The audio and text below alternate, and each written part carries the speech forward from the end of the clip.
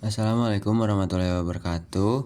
Saya Muhammad Fadrianur Rahman akan menjelaskan tentang geomorfologi marin. Apa sih marin itu? Marin merujuk pada bentuk lahan yang dihasilkan oleh aktivitas air laut, yang merupakan hasil dari proses geomorfologi yang terjadi di permukaan laut. Proses ini melibatkan interaksi antara material penyusun dan proses geomorfologis yang membentuk dan mengubah bentuk lahan dari waktu ke waktu. Faktor-faktor pembentuk bentang alam marin. Bentang alam marin terbentuk akibat adanya gerakan air laut yang berlangsung secara terus-menerus dan mempengaruhi proses pengikisan, pengangkutan, serta pengendapan material di wilayah pesisir. Tiga gerakan utama yang berperan yaitu gelombang, arus laut, dan pasang surut. Dengan dua faktor pertama memiliki pengaruh paling besar terhadap perubahan bentuk pantai. Gelombang merupakan gerakan air laut yang disebabkan oleh tiupan angin di permukaan laut.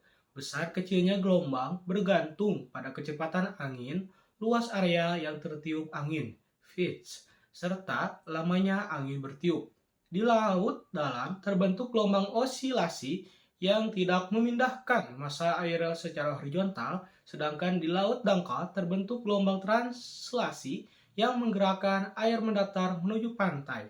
Pada gambar ke-1 yang terdapat di samping, dapat dilihat ilustrasi proses wash dan backwash, yaitu gerakan air yang menuju pantai lalu kembali ke laut. Saat air bergerak ke pantai disebut wash, sedangkan saat kembali ke laut disebut backwash. Kedua gerakan ini menyebabkan terjadinya pengikisan dan pengendapan material di sepanjang pantai. Proses inilah yang membentuk berbagai bentuk garis pantai seperti tanjung dan teluk.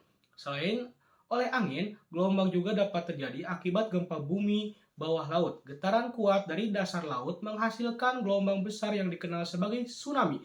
Pada gambar kedua, terlihat penyebaran tsunami yang terjadi pada 26 Desember 2004 di Samudra Hindia.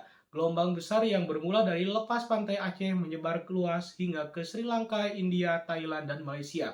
Gelombang tsunami yang mencapai ketinggian 2 hingga 10 meter tersebut menimbulkan kerusakan besar dan mengubah bentuk garis pantai di berbagai wilayah. Arus laut merupakan gerakan massa air secara horizontal yang memindahkan material laut dari satu tempat ke tempat lain. Salah satu jenis arus yang berperan penting dalam pembentukan pantai adalah arus sepanjang pantai atau longshore current. Arus ini terbentuk ketika gelombang datang dengan arah miring terhadap garis pantai, sehingga menyebabkan material seperti pasir berpindah sejajar dengan pantai. Pada seperti gambar yang ketiga yang di samping saya ini dapat dilihat proses longshore current dan longshore drifting, yaitu perpindahan material sejajar garis pantai akibat dorongan arus yang konstan. Proses ini berlangsung terus-menerus dan menyebabkan pergeseran bentuk pantai secara perlahan, misalnya pembentukan gosong pasir, laguna, dan tanjung. Selain arus yang disebabkan oleh angin, terdapat pula arus pasang surut atau tidal current yang muncul akibat perbedaan tinggi muka air laut antara daerah pasang dan surut. Arus ini sering terjadi di selat-selat sempit dan juga berperan dalam pengikisan serta pengendapan di daerah pesisir.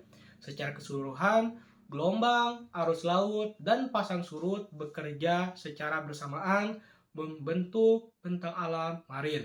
Gelombang berperan dalam pengikisan dan pengendapan. Arus laut memindahkan material sejajar garis pantai, sedangkan pasang surut memperkuat proses tersebut di wilayah tertentu. Seperti terlihat pada ketiga gambar tersebut, aktivitas air laut terus membentuk dan mengubah garis pantai menjadikan bentang alam pesisir bersifat dinamis dan selalu berubah dari waktu ke waktu. Bentang alam hasil sedimentasi.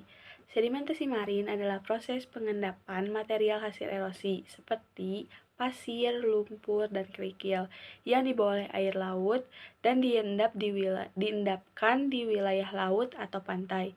Proses ini membentuk berbagai bentang alam khas daerah pesisir.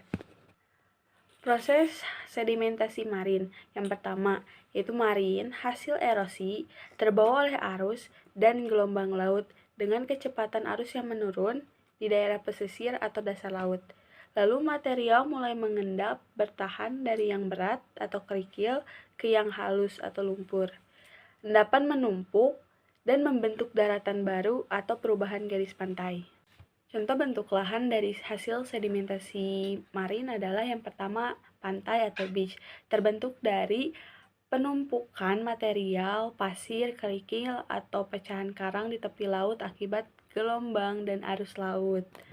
Lalu spit atau lidah pasir. Lidah pasir atau endapan pasir yang memanjang ke laut biasanya terbentuk akibat arus sejajar pantai yang mengendapkan material di satu sisi teluk, seperti gambar. Lalu ada delta laut, terbentuk di muara sungai yang bermuara ke laut, di mana material sedimen sungai diendapkan dan bercampur dengan sedimen laut. Lalu ada laguna atau lagun, perairan tenang yang terpisah dari laut lepas oleh penghalang pasir atau karang.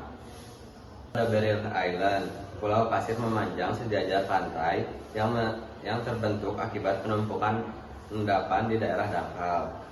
Bentuk-bentuk hasil erosi marin yaitu bentuk-bentuk permukaan bumi di daerah pantai yang terbentuk akibat pengikisan oleh gelombang air laut seperti tebing, relung, gua, jembatan alam, dan tumpukan batu. Proses erosi marin, gelombang menghantam tebing atau pantai menyebabkan pelapukan mekanik. Batuan yang rapuh terlepas dan terbawa arus laut. Bagian bawah tebing terkikis, lebih cepat membentuk ceruk. Tebing menjadi tidak stabil dan runtuh, garis pantai bergeser ke darat. Dari tebing sendiri adalah dinding batuan yang curam atau tegak lurus yang terbentuk karena gelombang laut mengikis di dasar tebing. Dan relung sendiri adalah lekukan atau celah yang terbentuk pada tebing sebagai akibat erosi yang terus-menerus oleh gelombang laut, membuat tebing semakin ke arah daratan. Lalu ada gua. Gua itu adalah ruang atau lorong yang terbentuk di dalam tebing pantai karena adanya pengikisan oleh gelombang laut. Lalu selanjutnya ada jembatan alam, sisa daratan yang terbentuk seperti busur atau jembatan. Hasil dari erosi yang mengikis dua sisi tebing yang saling berhadapan hingga menyatu di bagian atasnya. Lalu selanjutnya ada tumpukan batu.